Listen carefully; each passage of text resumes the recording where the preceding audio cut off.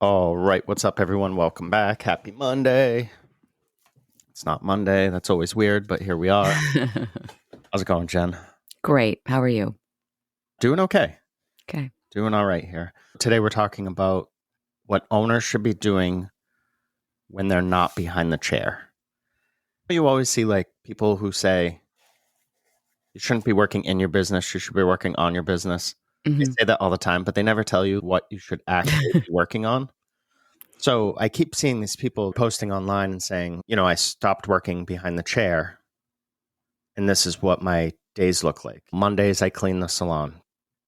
Tuesdays, I sit around and just be available if anybody needs anything, stuff like that. And I'm like, that's not the stuff that's not what you should be doing. So I want to talk about that today. And I thought it would help some people. Let's hope so. Yeah. That's the goal. Yeah. So you shouldn't be cleaning your salon necessarily. We'll get there. That stuff's important. We'll talk about it, but we always start with our opening takes. What do you got, Jen? So this week we had, if you're new to the podcast, we live in the Northeast, and we had a big snowstorm coming in. And my past self owner would stress out royally about, what are we going to do? I need to get all my clients in. Plus, it's the holidays, so most of us are fairly busier getting everybody in before Christmas. But anyway, the snowstorm starts coming in, and I'm driving up north for a class and getting all these texts of, should I reschedule? What should I do? From my own clients. And then our staff is basically like, everyone's canceling. What should we do? And I feel like a couple years ago, like start to just like freak out, but there's nothing I can do. I'm stuck in the car. And Todd, even I was like, I'll pull over up here and I'm going to do this. And Todd's like, stop. Everybody can wait. No heads are rolling off bodies here. Wait till you get home. We'll look at what's going on and we'll just make an executive decision and we'll go from there. And it's funny because I always go to this Tasmanian devil swirl happens in my brain and I'm all over the place. And it was so great when you were just like, take a second. You don't need to pull over and do any of this now. We will figure it out when you get home. So this is sort of where it just became like, all right, let's prioritize. And Todd was just like, what do we need to do first? I'm like, if you could just post in Slack, that's how we communicate to the staff. We're going to close Tuesday. Let's just make that decision because at this point, our kids are coming home. It's going to be a remote day. So as a mom, I want to be able to help them. And then as for the staff, they don't have to start worrying about what are we doing? And it just got that first thing off the plate. We're going to close. We'll figure it out. Take the day. And I think sometimes it's hard to have that perspective to take a minute and there's a snowstorm coming. There's nothing you can do. Hair's not that important. So close down, give everybody the day off, figure it out, and try to just enjoy it and embrace maybe a minute to slow down. That's what I did. And it was a fantastic, fun day for that snow day, remote day at home. But I think the prioritize is important. And sometimes thinking you have to like be in fast mode and do everything really quick when things can take a minute and it's okay. And the snow looks pretty. Take a minute. I like it. Well, my opening take is about pricing. I saw this recently. I think it was on Instagram, and what caught my eye was it said guru, because I always laugh at that stuff. It said something like barber guru explains why haircut prices are so high. And I thought to myself, I didn't even click the video. Who cares what some barber guru says about pricing in the million businesses that he's never been in? Right. So your pricing should be based on math, nothing else, not your emotion, not your feelings, not your location, not what you think your clients can afford. None of that stuff should have any impact on your pricing. And I can't get over the people that online that are like, your location matters. People in my location would never pay that. First of all, wrong. You're projecting. There are wealthy people in every community. Mm-hmm. Almost. I'm sure there's some very poor communities, and I understand that. I'm not being insensitive. But if there are buildings that are charging rents, you have to be able to cover that stuff. It's not about what the people will pay. So I guess in certain locations, you wouldn't have a shop. That's what it breaks down to more for me than what people would pay. Because again, it's got to be based on math. And I don't know why people are so stuck on that.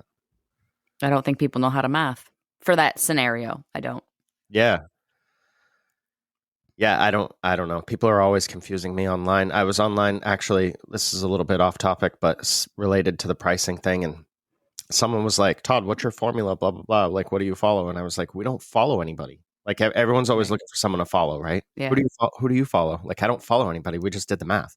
So I explained it and I was like, you want to figure out what it costs for you to deliver the service, which is your overhead and fixed costs. Then you want to add in your profit. Then you want to take however much time you have available in the year to figure out what you need to make as your minimal hourly rate. And that's the number that you have no choice but to make.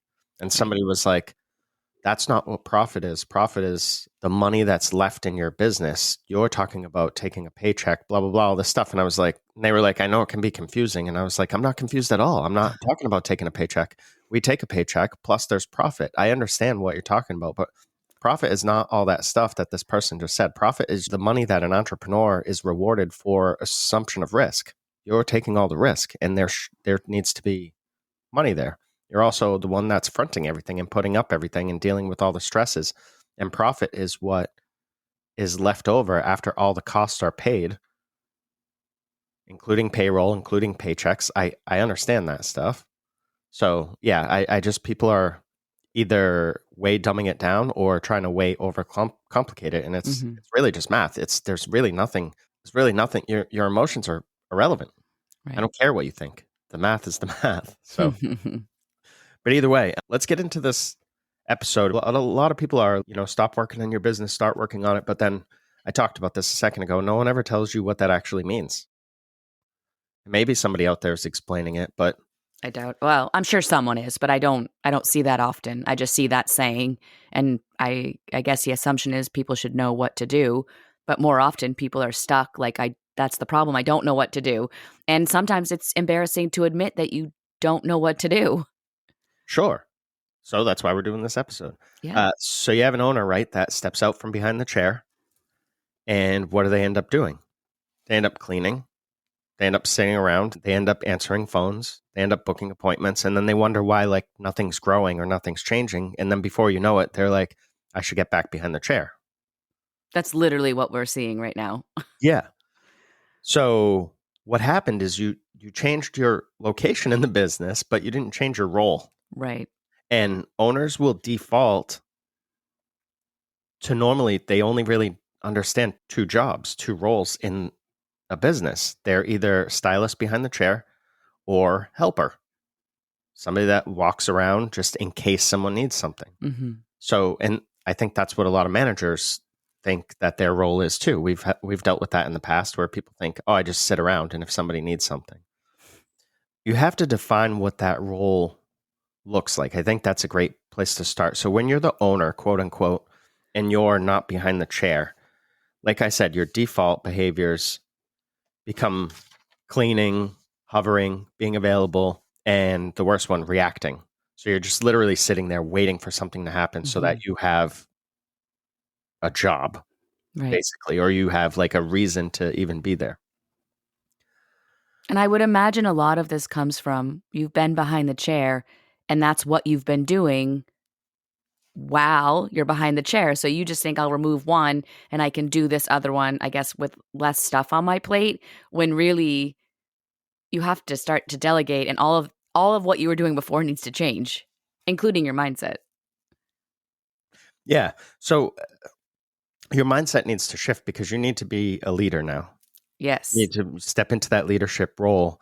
And that's what people aren't doing. Answering phones and cleaning the salon, that's low level tasks. And what do I mean by low level? Low level is something that the owner doesn't have to do. There are things that only the owner of a business can do. Right. Because they're the ones that are responsible for making certain decisions that other people can't make. Unless you have a giant company and you have a board or something like that. Right. But salons are not that. They're very small businesses. And so why do people avoid stepping into that leadership role? I think because the higher level work that they may or may not even know what that means requires difficult decisions. Right. And it's not as fun at times. And yes. Other reasons that people hang out sort of in those roles, lower level work, like cleaning the salon, answering phones, helping people formulate whatever you're doing. it feels productive Mm-hmm. and there's no risk. So Yeah, you it's fun. can do those things, right? Yeah. So you can avoid making decisions like pricing structure Yes. changes. You can avoid making decisions like hiring and firing. You can avoid making decisions like giving people direction or upholding standards or creating standards or all the Mm-hmm. things that you need to do. Really, the truth is owners often like downshift in a way Yeah. that they default to that lower level work to avoid higher level decision making or or they avoid it because they don't really know they don't really know what they're supposed to be doing, Yes. what would impact their business. There's sort of buckets. So the first one we'll talk about is money. That's always a good one, right? Because everyone avoids this. What can you do? Oh, we'll keep this super simple. I'll just give you a few things that you can do in each bucket. What can you do when it comes to money in your salon as the owner? You should be reviewing your P&L. Mm-hmm. You can look at your P&L. You can break things down. You can see patterns. You can ask questions. You can go to your accountant. You should be able to. You can use it against last year's. You can do all sorts of cool stuff with the P&L. Get familiar with it, understand it. You can see the dollars coming into your business. That's your top line. And then you can see how everything is trying to take them out through all the line items. And then your bottom line is what's left over. That's your profit. Even though somebody wanted to re-explain that to me as if I didn't know what I was talking about the other day. What else can you look at as far as money? You can look at your break even and your cash flow. So how much money is coming into your business? That's on your P&L. So you can take that, look at your break even. Do you even know your break even? You can reassess what it costs you to deliver services because those prices change, right? Products get more expensive. Product prices, if you are somebody that's able to buy in bulk, have gone down for you. So it's important to know that stuff. Pricing strategy, that comes from those things we were just talking about. Maybe you have to raise prices. What does that look like? You're the only one that can come up with this. Don't let your staff come up with pricing strategies. Oh my. Yeah, I'm sure it happens out there. We've talked to people that, actually, a lot of people, Jen, we've talked to that have said, my staff doesn't want to do this, or my staff doesn't think it's Right. fair, or I know we need to raise our prices because our costs to deliver services have gone up, but my staff said that's not fair to pass off to the client. Right. And I'm like, why is your staff even commenting on this stuff? Yes. So again, it's that level of leadership that and responsibility as an owner that you have to have. Yeah, I think going back to even the beginning of this episode, if you're stepping back from behind the chair to lead your salon or lead your business, your team, I think you need to understand even what it is to be a leader. You're not just their friend. You're not stepping into a management position. You are now the sole driver of your business, and you need to show your staff even what that looks like so they see you in a different role, so they even probably understand why you're doing that. You may need to explain it. Some people, as soon as they know the why, meaning the staff part, they're like, "Oh, this is going to be awesome. We get why this transition is happening." But if you don't know the why, and it's just like, "Oh, I just don't feel like doing hair anymore." Well, that's not the why. And then you don't understand what the mission is for you driving that business. That's where it all starts to collapse. There's so just even that one bucket that you just said, Todd, there are so many things to be done in a business. And if you're stepping back from behind the chair, your days are probably going to be a lot busier and look Oh, different in that type of busy. And that's why you wouldn't have time to do what Todd was saying in the beginning, which is to do the cleaning, to just be around or be present to do whatever questions are being asked. You are not going to have time for that. There are so many other things that are happening that you will need to start focusing or shifting your brain to start doing. And as you go through this list, it'll be like, whoa, there's so much to do, which you should be already doing. And that's why you're like, I need to step back to do these things even better. yeah. And part of why I brought up low level versus higher level work is because that low level work is going to eat up so much of your time. I saw somebody the other day, Jen, they posted that from like 8 to 2 or something on Mondays, because they're closed, they clean their salon. And I was like, whoa, for 6 hours, you probably could have paid somebody $15 an hour and you could have gone and produced far more than $15 with that time. Right. So that's how you have to look at a business. It's not just what needs to get done. It's what can you do and what can you either allocate or what can you, what's the word I'm looking for? Delegate to Mm-hmm. other people Right. so that it frees you up to do the things that only you can do. Yeah. I think that's, I hopefully owners that are listening, it's freeing you up to do the things that only the owners can do. And I think that's forgotten sometimes. Sometimes you just look at like, well, everybody can do everything. Well, no, you own the business. So this is what you need to focus on. I've gotten this question too a lot from people that we've worked with in the past, mentoring and stuff that are like, "Yeah, I don't know what to do. What should I be doing through my day? This is the stuff that Mm-hmm. you should be doing as an owner." So Yeah. So start with financials. last thing I had in the money bucket, I don't think we touched on because I feel like the heat must have kicked on or something. 'Cause I was like, it was all dry. Anyways, sorry, everyone listening, but I had allocation decisions. So you have money coming into your business. You're looking at your P&L.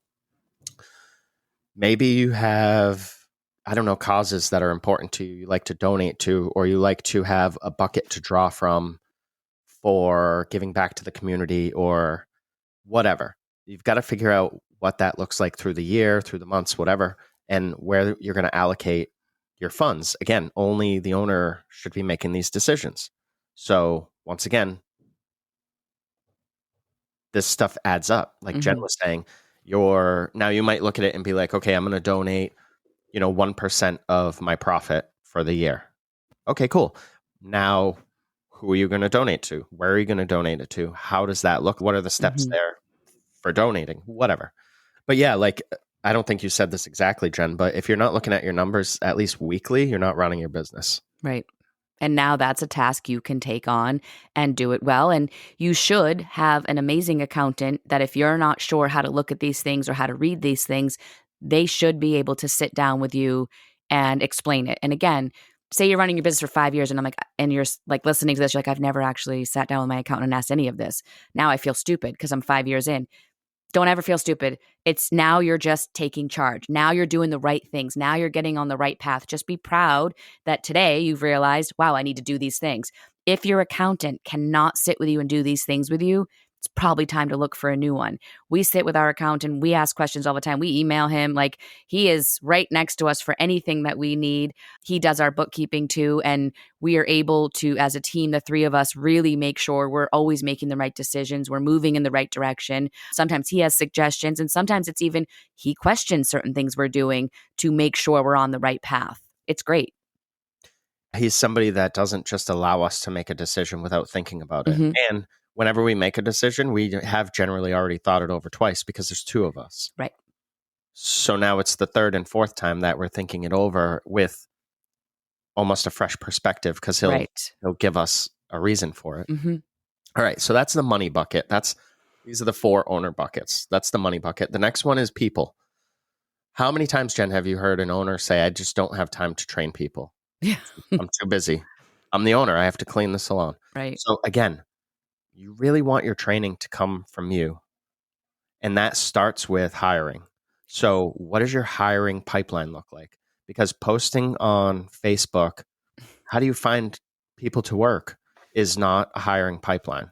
No. You need to develop some sort of strategy or system for taking people in, the hiring process, the onboarding. Mm-hmm. Like we have, what is it, like a 4-part onboarding that we do? Mm-hmm. Yep. People, all that stuff needs to be laid out. It needs to be drawn out. It needs to be mapped out. And you're really the only one that can do it.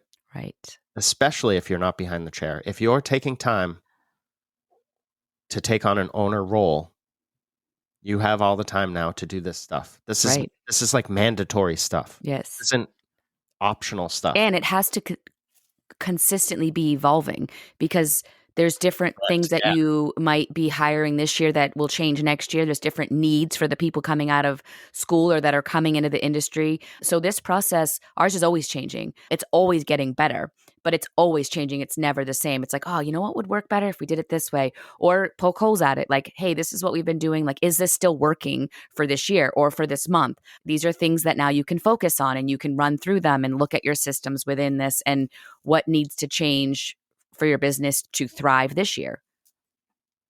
Yeah. What else is in the people bucket? So we have our hiring. We talked about training and apprenticeships. If you are a salon that does real apprenticeships for people to get their license, I'm not talking about assistant programs, Right. but even still, an assistant program that needs to be mapped out. Right. How many times have we talked to people that have said, I've been an assistant for 3.5 years? Yeah.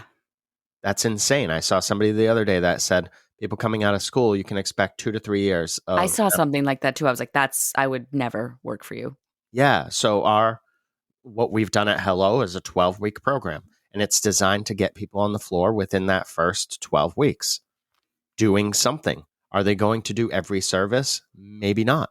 Maybe. Right. We've had people come in that are absolutely just amazing at hair out of the gate. We have Yeah. lucked out. We have found people out of school that just have that natural talent. Yes. So, And within that people bucket, our mission is for these people to be on the floor doing quality work as soon as possible. So we want to hire the people that are go-getters. That's why this program was designed for us this way, or that's why we designed it this way. We are looking for people that will work hard, take constructive criticism, and want to move and do hair as fast as possible and as best as they can. That's why this program that we designed works for us. And it means some people come in and start it and they're not for us because they can't keep up. And that's fine. We're not looking for those yeah, we've had several individuals. people that have either quit or that we've moved on and let go because, yeah, you have to be able to keep up Yeah.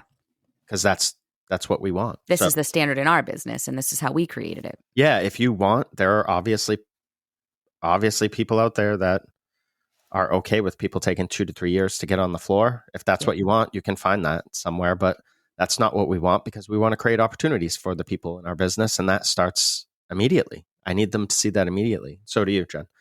So, yeah, that's training and apprenticeships and assistant programs. All that stuff falls under you. This next one is where you can start to take stuff off of your plate when it comes to hiring, training, assistants, apprentices, and that's your coaching and leadership development. Mm-hmm. So maybe you have somebody that you want to put into a leadership role. Maybe you have somebody that you want to educate for you. You're going to still have to train that person, though.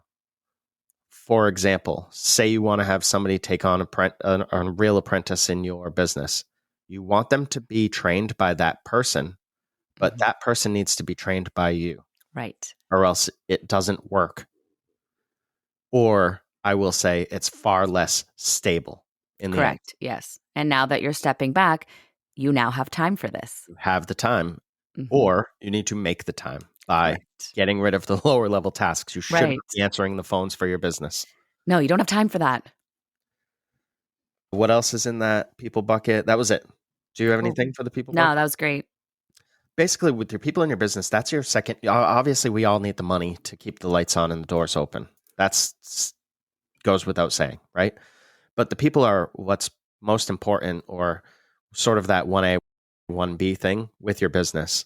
It's the people, and they need your support and direction, because if you're not giving people direction, you're just giving them support without direction. You're just creating dependence. They're not going to grow. They're going to constantly need you, and then you're going Right. to get pulled back into just doing what they're doing. Mm-hmm.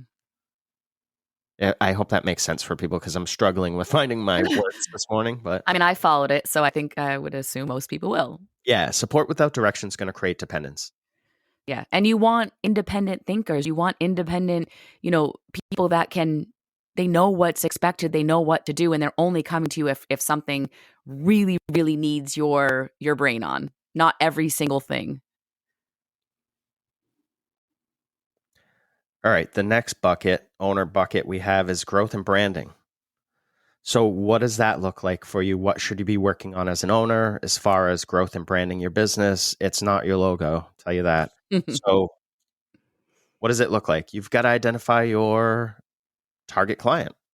You need to be very clear on what your ideal client for your business looks like. Mm-hmm. And you can break that down. You can build an avatar. We've posted blog posts about how to do that stuff, how to find clients, all that jazz. So we'll keep it surface level here.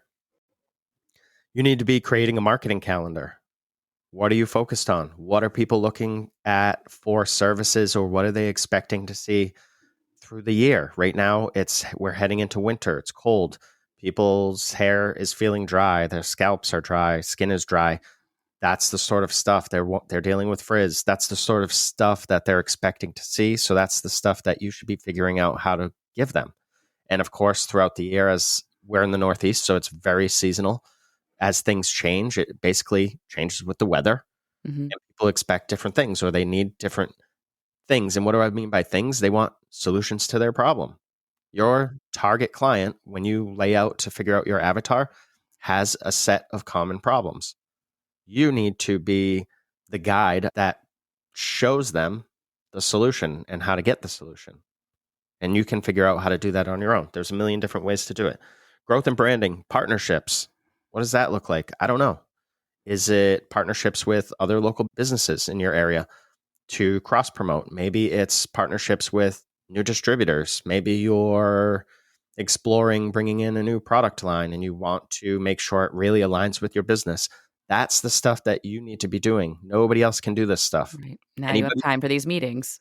yeah, anybody can vacuum the floor. Not anybody can call a distributor and Right. decide if a line works with your core values or not. Right. And then as far as growth and branding, what's your long-term plan look like? Is your business going to shift? Do you have goals, after 5 years, I'm going to do this, or maybe you're thinking about expanding, or maybe you're thinking about buying a building, or maybe you're thinking about a second location or franchising. I don't know. Whatever it is, though, you're the only one that can do that stuff. Again, so that is the growth and branding bucket. Right now, if you're an owner and you're like, I'm stepping back and I didn't know what to do, that you're excited to have a list of like, wow, there is so much for me to do. And now you can organize it and it'll feel great. Yeah, I hope so. And as far as I'll give you a little nugget on the growth and branding. If you're only marketing when you're slow, you're always going to be slow. Yes, now you have the time to consistently market all the time. And now you can like lay out a plan for a year and how do you want that to look. So you can go into every month so organized and almost feel you'll feel ahead of the game. So yeah, if you're only marketing when you're slow, you're gonna struggle all the time because, and again, we see this where people are like, "Oh, November's really slow. What have you done?" And it's like November 12th. I'm like, November's over. Your November should have already been planned. It's over. You should be planning next November, Right. not this November. Last bucket, as far as the 4 owner buckets, is your systems and direction. So what falls into that? Well, you've got to protect your what we'll call the North Star. That's your why. Why do you have this business? Why is it important to you? And if you don't have a reason for having a business other than I want to be a boss babe or I'm good at hair, so I'll be good at business, like those are silly reasons. If you don't have a real North Star why guiding you, you're going to struggle because you're going to have ups and downs. And when you have downs, it's way easier to just give up if you don't have something that you're like, oh, I want to create this for whatever your why is. Mm-hmm. So you want to protect that, which means your foundations. Sorry, I don't know why I'm struggling this morning. I am finding my words, which is your mission, your vision, and your core values. If something doesn't align with your core values, do not do it. Yeah. Don't do it. Don't do it. Don't do it. Don't do it because you're going to regret it because it's like you're selling a little piece of your soul. Mm-hmm. And maybe it's a quick fix or you're bringing in a quick buck and that might help your week or your month, but long term. But not long term. Yeah. Yeah. I'd say even if you're listening, you're like, I want to step back, but I, didn't know where to start or what tasks I would be doing. I like what you just said with the North Star. I'd say your first thing before you step back behind that chair is figuring out your why. Why do you want to step back? Where do you want your business to go? Like, what is going to drive you? Because like you said, Todd, when you have those down months, days, whatever that looks like, if you don't have the clear vision of why you did this, it's easy to be like, I should just go back behind the chair. Yeah, exactly. Yeah, you need some sort of internal motivation to keep and to keep you clear and the vision and moving forward. Yeah.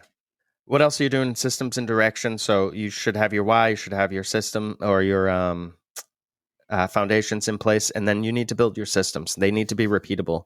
These are all of your operating procedures. This is all of your boring stuff that nobody wants to do. This is how we answer a phone here. That stuff's important, especially if you want to grow, because people want consistency. I don't want to call a place and one time it's like, hello. Okay, I don't know where I'm calling. I also don't need to hear your entire day. Hi, thank you for calling so-and-so. This is so-and-so. How can I help you? It's always going to be a great day. Blah, blah, blah, blah, blah. Mm-hmm. How, Jen, you at your last salon, you had a little bit of that going on. And I was, this is too much. You're trying too much. You're doing too much. People don't answer the phone, get to the point. Yes. No one has time. Guess what I want? A haircut. That's why I'm calling a salon or a barber shop. I'm not calling you to find out how your day's going. And that stuff is all important too. I'm not saying get rid of it. But again, figure out what's going to work for your business and put that in place and then keep it in place. It's got to be consistent across the board. So repeatable systems. It might be you're passing off cleaning, right? Because cleaning is a lower level task and you need to free yourself up to do these higher level tasks in these 4 buckets. So you pass off the cleaning. And then you're like, I had to fire 3 cleaning people because they just never could do it. Well, what were they doing? Did you write them out an operating procedure? Did you say, this is what I hold for a standard? Did you say, I want the toilets cleaned with the Clorox? It's located in the drawer in the cleaning room. That's the stuff that you have to write out. It sounds silly, but it's very, very, very important. That's an operating procedure, not clean the bathroom. That's not an operating procedure. Right. Again, no one would know what to do. Like everybody's level of clean the bathroom would be extremely different. Yeah. That brings me to the next thing. We can just kind of jump through this, but standards. And I hate this word, but boundaries. When we opened, Jen and I laid out, for example, our shampoo. We laid out, this is what a hello 5-star experience looks like in regards to shampoo. And there were criteria, there were steps that needed to be hit in order for the stylist to hit that 5-star mark. Mm-hmm. We have chairs that recline. I still see people that forget to put the chair up or think the certain client won't want their feet up or whatever, so they don't do it. Guess what? That's not a 5-star experience. You are lacking there. Now, guess what? It's your job as the leader to address it. Address that, yes, because it's in your system. And that's part of that's how I like to use the word boundaries. It's how much will you tolerate before it needs to be. And everyone's watching. Addressed. Yes. So you have to address even the little stuff right away. Again, you have the time, you're the owner. Leadership is decisions that you make ahead of time. Mm-hmm. So make all those decisions ahead of time. What else did I have? I have a lot of notes, so I'll just kind of scan through. Yeah, hovering. So that's a trap. If you are an owner and you're just kind of hovering, you're doing a lot of, you're doing your people a disservice. You're creating dependency because if you're always there in their face, they can always just turn to you for whatever they need. And they're not going to turn to the systems that you've created. They should already know the answers. There will be times, like we have a younger staff, we love them, but there are times where they call or they reach out and they're like, so this is happening. And we're like, okay, so do this. This is what you do in that situation. They're like, oh yeah. You know what I mean? They're just having a moment. But if those systems are strong and in place, and you don't have to be impersonal with your people either. You can still be nice and be the owner. It's cool. That's okay. But hanging around all the time, and I'm not saying be an absent owner, but being in their face constantly is just going to create dependency. Mm-hmm. We have a younger staff that, I just said that a second ago too, didn't I? Oops. We have a younger staff that if Jen was in the salon all the time, certain people would be like, can I pick your brain? And they would want Jen to formulate for them. Mm-hmm. They know how, but since Jen is there, it's just easier and they feel more confident because it's Jen doing it. Mm-hmm. So it's going to be right. And I will say this is how I changed that because a couple years ago, I would sit down, answer all their questions, whatever. So now when they come to me, if I'm super busy, I'll be like, you need to give me a minute. Like I have to finish my higher tasks first. And then my second thing is, what do you think the answer is? And so it has cut down so much on that. And they'll tell me what they were thinking. And I'm like, that sounds great. What did you need me for? And they're like, I just needed the cosign. I'm like, okay, cool. But I had to change my way of dealing with them. And rather than doing the thinking for them, now I've created most of them, 90% of the time, they do the thinking for themselves. But I had to change how I deal with them. Hanging around all the time too in your business, just waiting for stuff to support people is also, it sort of signals a lack of trust. Yes. Like you're sitting around, like you're expecting something's going to go wrong. Mm-hmm. That's why you're there. And I've seen several owners that post they post that's what they do a few days a week. They just hang out in case someone needs something. I'm like, that's such a waste of your time. Yes. And it's just the wrong signal to people. And then being constantly available, it's going to prevent any deep work from happening with your team. Your team they need to be engaged. They need to be thinking. They need to be problem solving and doing things within your rules, within your parameters and your systems that you've laid out so that they can improve and get better. Mm-hmm. Don't be one of those people that's like, what if I train people and they leave? Anyways, yeah, if you're always mindset's awful. I know. If you're always available though, you're not effective. Basically, is what that boils down to. And it does show that you don't have confidence in the way your business is being run, in the systems you put in place, in the people you have working for you, in your it lack of confidence on every single part of your business by doing that. From the staff perspective, I would imagine. I think too, there's people that step out. Probably this is a timing issue, that owners that step out a little too soon or a little too abruptly, and then they don't know what they do, so they feel bad. Well, I'm not doing hair, I'm not doing clients, so I will clean. Right. And they default to, all the lower level stuff because there's that guilt. Like, I don't know what I'm supposed to be doing. Right. So I'll just go clean people's bowls so they don't have to do it or something like that. That's not owner stuff. Don't do that. So progress slowly if you need to. Maybe you have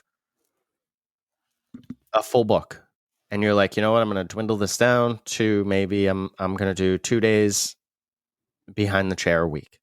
Okay, because I know that in this industry, there are a lot of people like you, Jen, who want to own a salon, but also want to work behind, like you want to work behind the chair. Yeah, I love doing hair. Your goal is not to step out and be a full-time owner. You want to.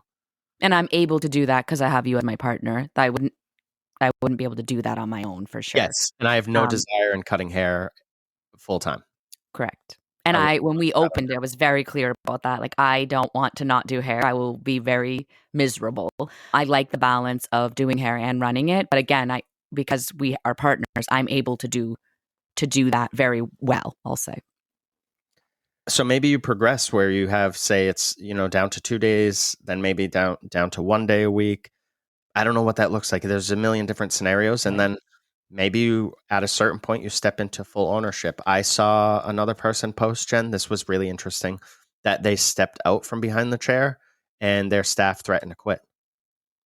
And I was like, why? Why would that happen? And they're like, if the owner's not going to do hair, I don't want to work at a salon like that, blah, blah, blah. And I'm like, okay. Oof, that's odd. You've got a lot going on there. I don't know. I didn't really read much after that. I'm sure there were other things going on, but I don't know why your staff would be even affected by that. Your staff should celebrate that because hopefully your clients are going to them and they're getting better vetted. Well, and that they would look forward to that you're going to run the business even better. To create more opportunities. Right. All right, a couple more things and then we'll wrap up. I'll be quick. So owner development, you're going to have to work on yourself so that you can scale your business. So what do you need for that? You're going to need to learn some sort of finance or have someone in place that can help you with that. You still need to learn some sort of finance. Jen and I have just started working with someone that advises us, a financial advisor. I'm such an idiot. Why did I say that way? Anyways, but we have started looking at markets and how is the economy going to react to certain industries and changes and things like that so that we can sort of, nobody's great at this, but so that we have a little bit of a prediction. So we know where the markets might be heading.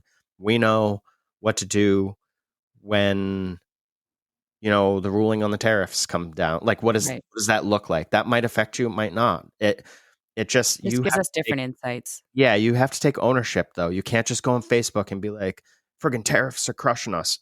That doesn't, you didn't solve anything. You didn't help anything. You're just bitching. So don't do that. What else do you need? You need leadership. You need to figure out how to lead your people. You need to learn strategy. How do you build your marketing strategy? And then mentorship. You either need to be mentoring, that you look at that both ways. You need to be mentoring your people, which is something else that you need to free yourself up to do, or you need to be being mentored yourself. Right. Like I said, we're working with a financial advisor. He mentors us on financial stuff. I think it's important. Basically, you always need to be learning, is what that breaks down to. Now let's talk about auditing, because is this stuff working or not? Should you be working on this or not? Think of this when you're working on something. Does it compound? Does it get progressively better over time? Does it progressively earn you more income? Does it progressively get your people to their goals? If it compounds, that's probably a good sign that you should be working on it. If it doesn't, like cleaning doesn't compound. You clean, needs to be done again. Right. You didn't do anything. You didn't really affect any change. Does it remove friction in your business? Whether it's friction with staff having to take 27 steps to book somebody, or maybe it's a client experience. They are struggling with whatever. If you're removing friction, that is a good sign that you're working on the right things. Does it create clarity? Whether it's with your financials, with your people, with your marketing and branding, that stuff, your systems.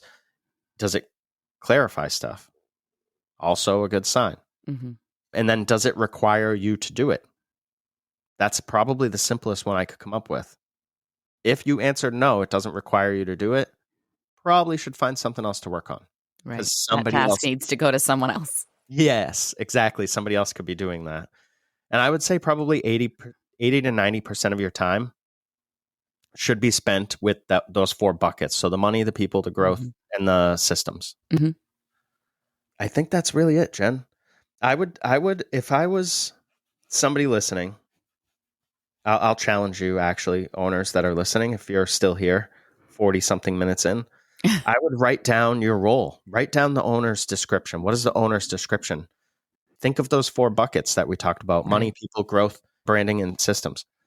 And then I would block out time every week, whether it's 1 day to start, 2 days to start, whatever you have. You have to work on this stuff. Only you can work on this stuff. Right. Maybe and then you're starting to grow yourself as a leader, a business owner, and you can start to see how things need to shift and change rather than just like, I'm just going to start doing all this stuff and you do it overnight. Like, that's not how it should go. It has to be a transition. Maybe it's not blocking days. Maybe you have family. Maybe you are behind the chair still 4 or 5 days a week and you're struggling there. So maybe it's an hour a day that you block off. And for 15 minutes, you work on money stuff. You look over your profit and loss. 15 minutes, you come up with something for your people. 15 minutes, you work on growth. 15 minutes, you work on your systems. That's it. Start there, because 15 minutes is better than 0 minutes. Or maybe you can sneak in Monday through Thursday, 1 hour a day, and 1 hour is money on Monday. It's Money Monday. That's the thing. People Tuesday, like something like that. Right. Work on that stuff for an hour. That's even better. I would identify one area that you're avoiding decision making in. Love that. Because it probably is something that needs to be addressed, and it's probably something that would remove friction or clarify something or compound. And clearly it requires you, because you're the one that's avoiding it. And then my last challenge would be to just actually do that stuff, like to actually do something consistently. Yes. And just start. So that's all I got for what business owners should be doing in their business. Hopefully that helps people. I don't know. I would imagine. All right. Well, either way, we'll see you next week. Thanks, everyone. Bye. Bye.